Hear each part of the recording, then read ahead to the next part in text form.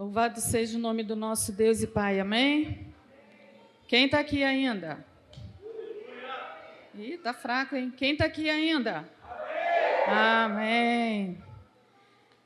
Eu vou confessar algo aqui para vocês que, desde domingo, uma palavra do Senhor tem ardido no meu coração.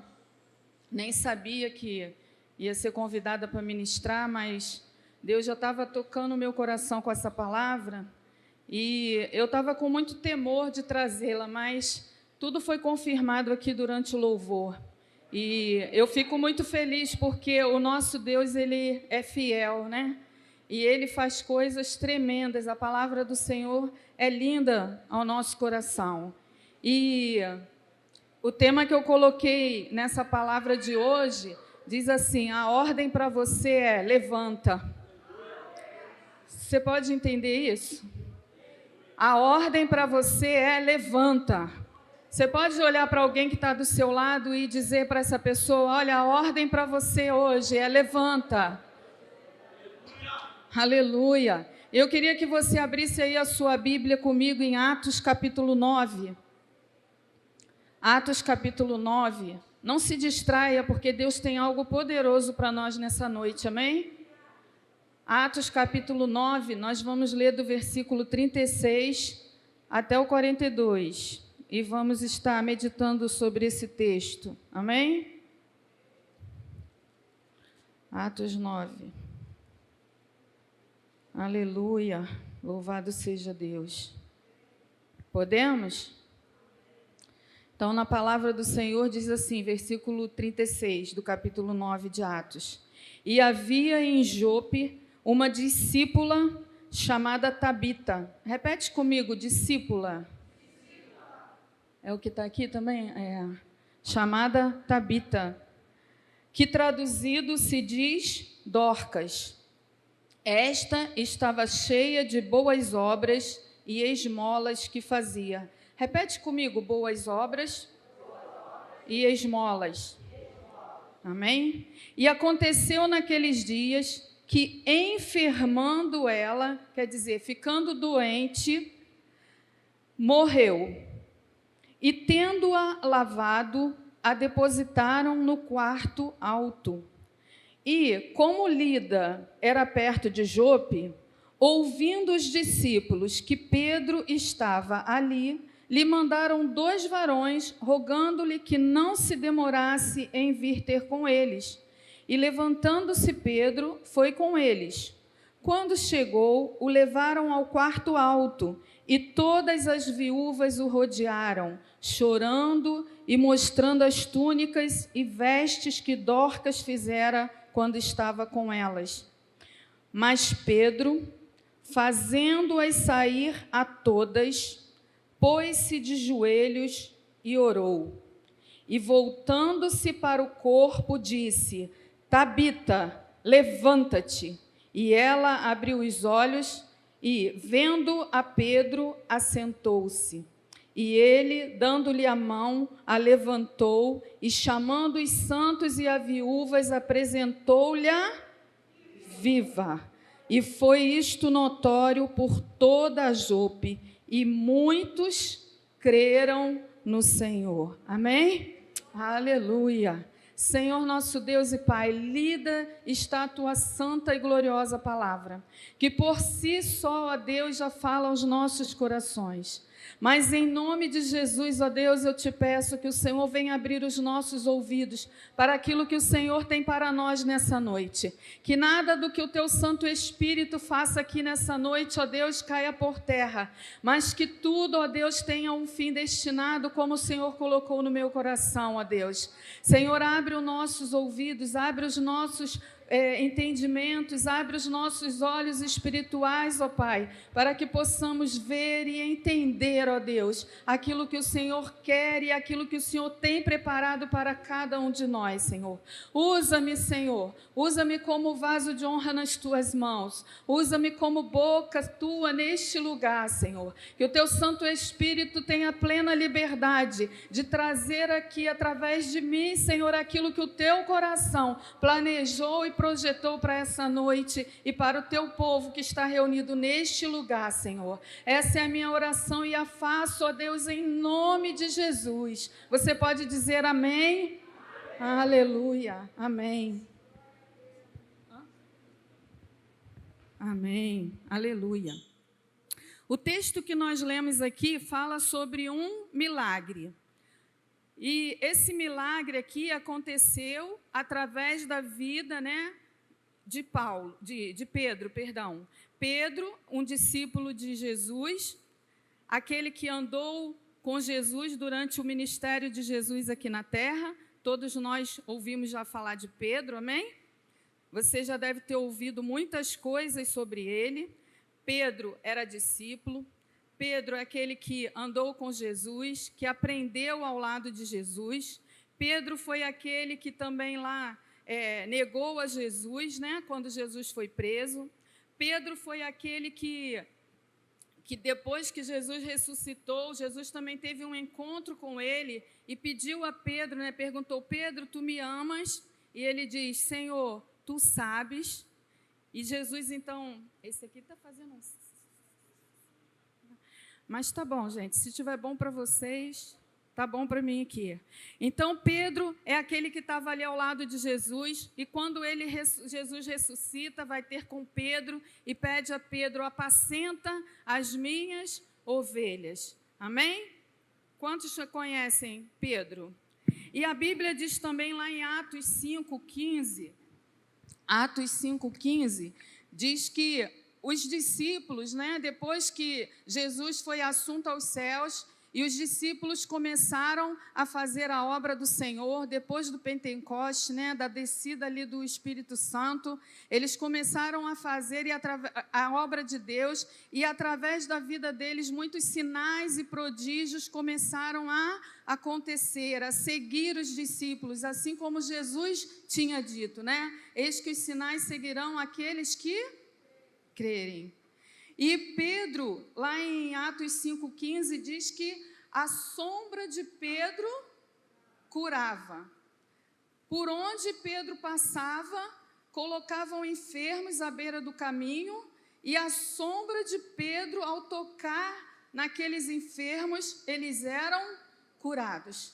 E eu fiquei pensando aqui, meditando, eu acho que você também já deve ter meditado nisso, Que poder, que presença de Deus é essa que havia na vida de Pedro, ao ponto de Pedro não precisar nem orar, nem levantar a sua mão, nem levantar a sua voz, apenas a sombra de Pedro. A Bíblia diz também que os lenços do apóstolo Paulo, onde eram enviados, curavam pessoas.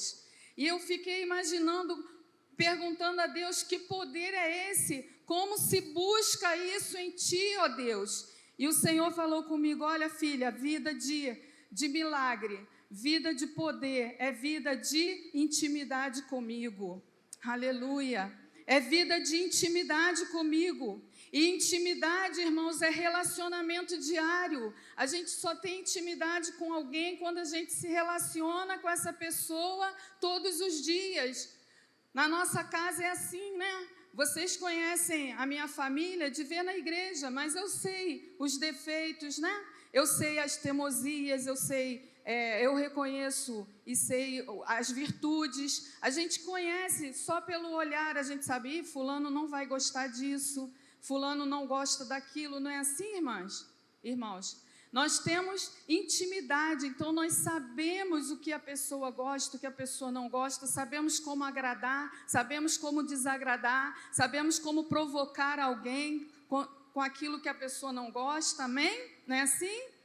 Então, vida com Deus é uma vida de intimidade. Sinais do Senhor nos acompanharão se nós tivermos intimidade com Deus. E intimidade é relacionamento. Não existe uma receita de bolo para dizer: faça assim, assim, assim, você vai ter intimidade. Não, isso é pessoal, é individual, é eu e Deus, é você e Deus. Era Pedro e Deus, e o poder de Deus enchia a vida de Pedro, a ponto de a sua sombra curar. Aleluia. Mas Pedro, aqui no texto que nós lemos, ele entra num ambiente de morte. E o que acontece ali quando ele entra? Nada. Pedro entra naquela casa, o texto que nós lemos diz que Dorcas estava enferma e morre, lavam o corpo dela, preparam o corpo de Dorcas para o sepultamento, para o velório, levam para o quarto alto, para um lugar com certeza que era determinado para isso, e quando chamam Pedro e ele entra naquele ambiente de morte, a Bíblia diz aqui, o texto que nós lemos, nada acontece. E o que eu aprendo aqui com isso? Eu aprendo aqui que Deus, ele faz as coisas da forma que Ele quer. Ele nos usa da forma que Ele quer. A manifestação do poder dEle é da forma que Ele quer, para glorificar o nome dEle, para exaltar o nome dEle. E aqui no versículo 40, desse texto que nós lemos, diz que quando Pedro, no versículo 39, diz que quando Pedro chega lá, ele é levado para o quarto onde estava Dorcas por todas as viúvas daquele lugar ali. E elas começam a, chorando, mostrar as roupas, as túnicas que Dorcas fazia para elas. E eu fui pesquisar um pouquinho, gente, e eu aprendi aqui que Jope era uma cidade portuária, ela era perto do mar. E aquelas pessoas, a população que vivia ali em Jope, ela vivia da pesca. E a gente sabe que muitos pescadores, quando vão para o mar, né, ou quando iam para o alto mar, ou para mar adentro, como queiram, né, como se fala, muitos, pelas tempestades, pelas coisas que aconteciam, e a gente tem relatos disso, né, na tempestade, que Pedro anda sobre as águas e tudo isso. Quando aconteciam aquelas tempestades, muitos não voltavam para casa. E aquele lugar ali tinham muitas famílias, muitas viúvas, muitas famílias que estavam ali sem o seu provedor. E Dorcas, ela está ali naquele lugar e ela é levantada por Deus ali para trabalhar com as mulheres daquele lugar. Dorcas, ela então começa a fazer túnicas. Eu imagino que Dorcas pensou, o que eu, como discípula, posso fazer num lugar onde eu vejo tanta coisa, tanta tristeza? O que eu posso fazer para ajudar? E Dorcas, então, começa ali, diz a Bíblia, que ela começa a costurar túnicas e fazer roupas, fazer túnicas para aquelas mulheres. E eu vou falar sobre isso aqui um pouquinho no final, mas só para você entender o que Dorcas, se você não conhece, quantos já ouviram falar dessa história aqui de Dorcas? Poucas pessoas, né? Mas Dorcas era essa mulher que fazia túnicas, que ajudava as viúvas, era uma discípula do Senhor Jesus. E o que é discípulo? É aquele que andava com Jesus, que seguia Jesus e que repassava, que multiplicava os ensinamentos que tinha recebido de Jesus para as outras pessoas. Mas a Bíblia diz aqui que quando Pedro chega lá naquela casa e ele é levado para aquele quarto onde está o corpo de Dorcas e aquelas mulheres chorando e mostrando a ele as túnicas, as roupas que Dorcas tinha feito para ela, Pedro, nada acontece ali. Mas Pedro, ele pede para que todos saiam do quarto.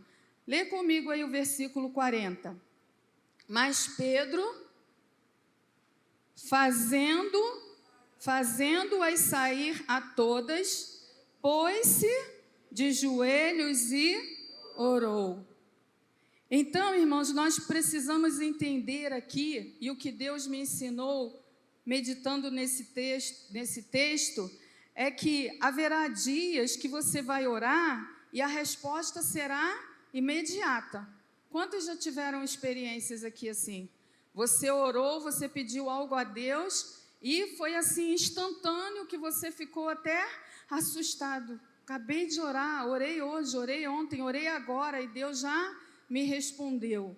Eu lembro de certo tempo, eu estava preparando o nosso congresso de mulheres, eu não sei, acredito que as mulheres aqui vão lembrar, e foi um congresso que nós fizemos uma sala do trono. Quantas lembram? Fizemos um trono aqui, e eu fui lá no centro da cidade com a minha irmã, com a Rosane.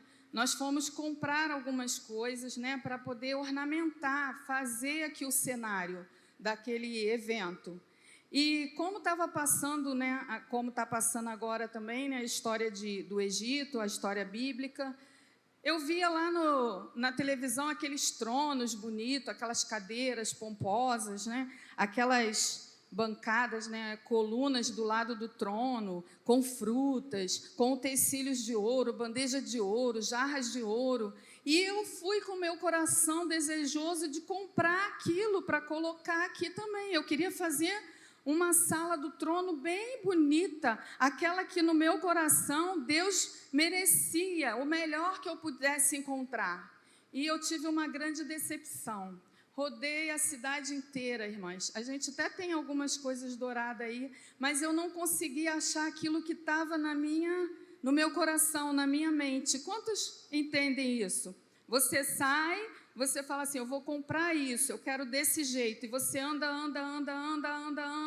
e cansa de andar, e você não encontra o que você pensou, o que você imaginou.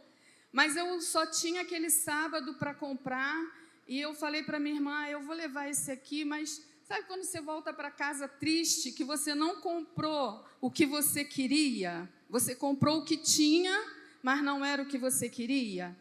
E quando eu cheguei na minha casa, morava aqui ainda na Canitá, eu sentei no meu quarto, eu já compartilhei isso com as videiras, não sei se alguém vai lembrar disso, mas eu sentei no meu quarto, na minha cama, abri lá as sacolas, comecei a colocar as coisas que eu tinha comprado em cima da cama, e o meu coração estava tão apertado, tão triste, porque eu não tinha achado aquilo que eu imaginava que Deus merecia naquela sala do trono, e não era o que eu tinha idealizado para o cenário.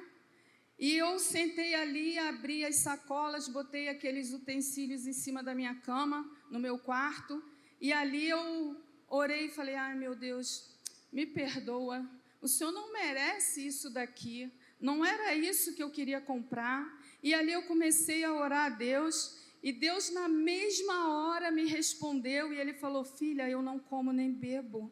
Mas assim, Deus falou tão forte comigo, que eu comecei a chorar. Ele falou, por que se importa com isso? Na minha sala não tem isso. E Deus me deu a visão, ele falou, procura. E eu falei, o que eu vou colocar na sala do trono, se não for isso? Bandeja de ouro, utensílios de ouro, jarra de ouro, taças de ouro. O que eu vou colocar na sala do trono? E o Senhor falou para mim, leia a minha palavra.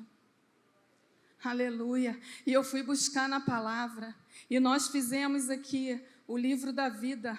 Nós fizemos a Arca da Aliança. Nada do que estava na minha mente, no meu coração foi feito, mas Deus me levou a fazer o que, na verdade, há na sala do trono.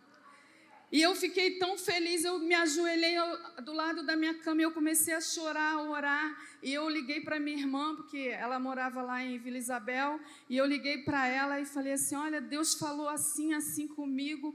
E eu comecei a pesquisar no Google, onde que tem, fui em Apocalipse, e eu achei, e nós fizemos. Tive dificuldade para fazer a Arca da Aliança, o Juan construiu a arca. Deus me deu uma visão, eu esculpi os querubins em isopor, gente. Pintei com jet, mas ficou aquela arca bonita que nós temos fotos aí e temos tudo. Então, há momentos na nossa vida, tenho outras experiências que eu poderia contar aqui, mas tem momentos na nossa vida que nós oramos e Deus responde de imediato. Mas há momentos também na nossa vida que nós oramos e a resposta à situação não é resolvida de imediato. E quem quer romper aqui nessa noite em fé? Não, eu acho que teve gente que não escutou, não. Quem quer romper aqui em fé nessa noite? Eu profetizo, essa noite foi falada aqui, é uma noite de profética, uma noite de profecias, é uma noite que Deus quer levantar. E eu profetizo para quem está aqui nessa noite, para quem está nos ouvindo hoje, que o Deus que atende às orações imediatas, Ele está aqui hoje e Ele vai atender a sua oração também. Eu não sei o seu nível de fé hoje, mas eu sei que se você está aqui hoje, é porque você crê no poder de Deus, você crê num Deus de milagres, e essa noite é noite de romper com a incredulidade. Tem alguém aqui que recebe isso nessa noite? Aleluia! Mas como eu falei, haverá dias que você vai orar e a situação não será resolvida. E sabe por quê?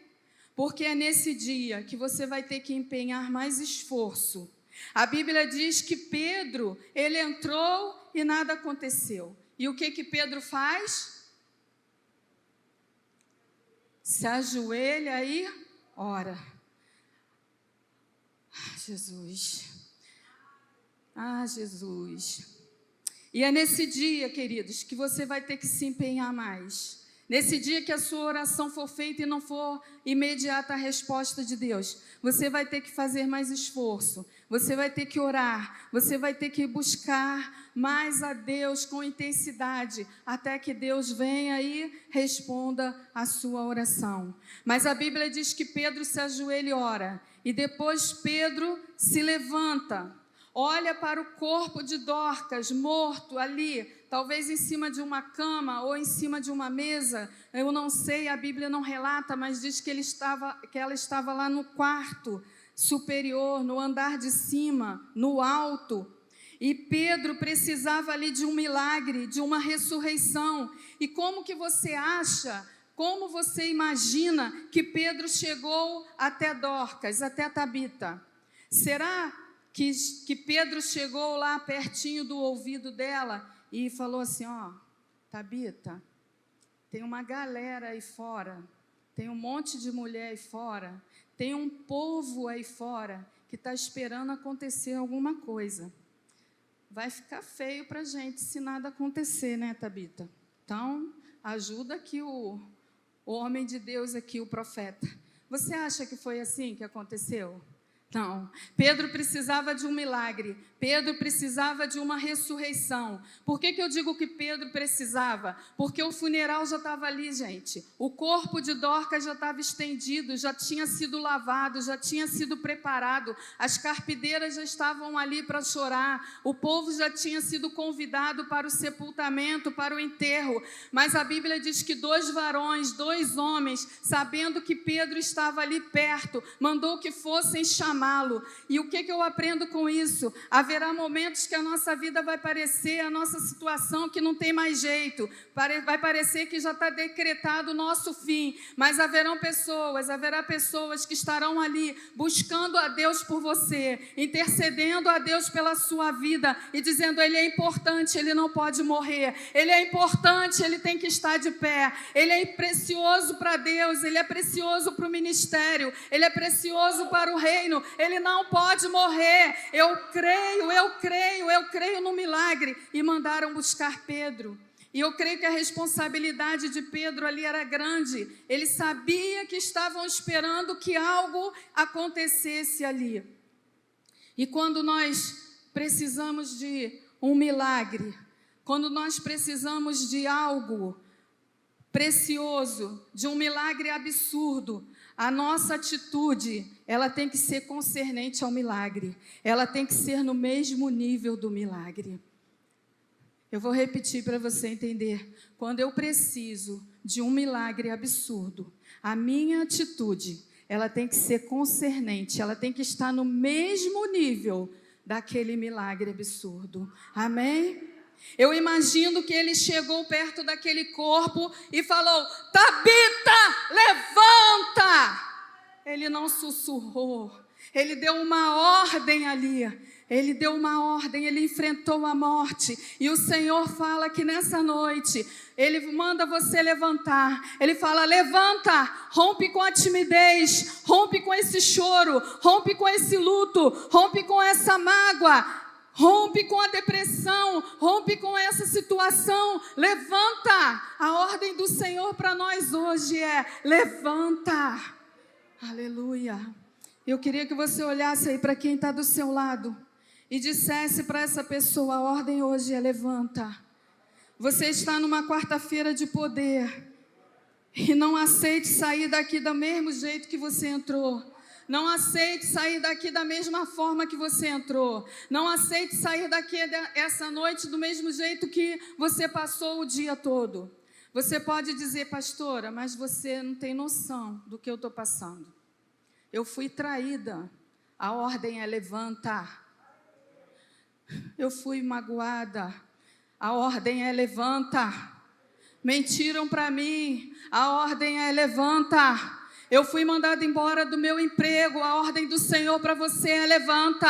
O meu negócio está indo de mal a pior. A ordem do Senhor para você hoje é: levanta. Eu recebi um diagnóstico, pastora, você não sabe da minha situação. A ordem do Senhor para você hoje é: levanta. Levanta. Aleluia. A ordem do Senhor para nós hoje é: levanta. Não se conforme com aquilo que os seus olhos naturais estão vendo. Veja pelos seus olhos espirituais o que Deus pode fazer por você e levanta. Eu não sei o seu projeto. Eu não sei o que você tem planejado. Mas eu conheço o Deus que nós seguimos. E, como diz lá em Filipenses 4,19, o seu Deus, que segundo as suas riquezas e glórias, há de suprir em Cristo Jesus cada uma das vossas necessidades. Aleluia. E a palavra aqui diz que, quando Pedro dá essa ordem para Dorcas, que o nome dela era Tabita, né, no grego, e traduzido se diz Dorcas. Quando ele dá essa ordem e diz: levanta, Tabita, Tabita, levanta. A palavra diz que, e ela, vendo a Pedro, eu acredito que então ela abriu os olhos. Quando o Senhor nos manda nessa noite: levanta, a primeira coisa que você tem que fazer é abrir os seus olhos espirituais. Ainda que tudo em volta diga que não, ainda que as circunstâncias que você está vivendo diga que não, o Senhor vai abrir os seus olhos espirituais para você enxergar que o poder está na mão dEle e que Ele tudo pode fazer a nosso favor. Aleluia. E ela então, vendo a Pedro, assentou-se. E a Bíblia diz que Pedro, quando viu que ela sentou-se, ele pega ela. Quem lembra aí do que você leu? Versículo 40. Mas Pedro, fazendo sair a todas, pôs-se de joelhos e orou, e voltando-se para o corpo, disse: Tabita, levanta-te. E ela abriu os olhos, e vendo a Pedro, assentou-se. E ele, dando-lhe a mão, a levantou. E eu quero meditar com você um pouquinho nessa frase aqui, nesse pedacinho aqui da palavra. E Pedro, pegando-a pela mão, a levantou. O Deus que eu sirvo, queridos, o Deus que nós servimos, irmãos, Ele não faz nada pela metade. A ordem não era para ela sentar, a ordem era para ela levantar. E você hoje está aqui sentado, ouvindo a ordem de Deus. E a ordem do Senhor para você é: levanta. Levanta, porque você tem muita coisa para fazer na minha obra. Levanta, porque eu depositei muito em você. Levanta, porque eu criei você, porque eu creio no seu potencial. Levanta, porque eu preciso de você aqui no meu reino. Eu preciso de você no meu ministério. Eu preciso de você levando o ID por todo mundo. Levanta, eu preciso de você. Eu não sei qual é o nível que você está. Como é que está o seu nível de oração? Mas fica tranquilo, que nosso Deus, Ele não faz nada pela metade, não. E o que eu acho interessante nessa história aqui, é que Pedro, depois que pega ela pela mão, a Bíblia diz aqui, a palavra do Senhor, que pegando-a pela mão, ele leva e apresenta viva aos santos e às viúvas. E eu acredito, pastor Mário, pastor Diogo, pastora Ana, eu acredito que Pedro pegou ela pela mão e falou: vem, quem decretou o fim da tua vida, vem cá que eu quero mostrar. E pegou ela pela mão e levou lá e falou assim: cancela o enterro. Cancela o enterro. As carpideiras podem parar de orar, podem parar de chorar. Cancela o enterro, porque ela está viva. Ela está viva. Ela está viva. Ela está viva. Cancela o enterro. Eu não sei o que o inimigo tem lançado no teu coração. Eu não sei qual é o decreto que já lançaram sobre a sua vida. Talvez alguém veja a sua situação e diga: olha, não tem mais jeito. Aquele ali não tem mais jeito não. Ele não para em trabalho nenhum. Toda porta que ele entra se fecha. Aquela ali não tem mais jeito não. Ela pega um foguinho, ela se acende, ela fica íntima de Deus, daqui a pouco vem uma situação e ela apaga. Não aceite aquilo que decretem sobre a sua vida. Não aceite o decreto do homem sobre a sua vida. Talvez ali, nós sabemos que o enterro já estava ali preparado, mas quando Pedro leva Tabita pelas mãos, e a Bíblia diz que ela estava num quarto alto. Eu acredito que ele deve ter chegado lá do topo da escada, né? Eu imagino, né, gente? Isso aí eu imaginando. Você lê a Bíblia, a gente viaja, né?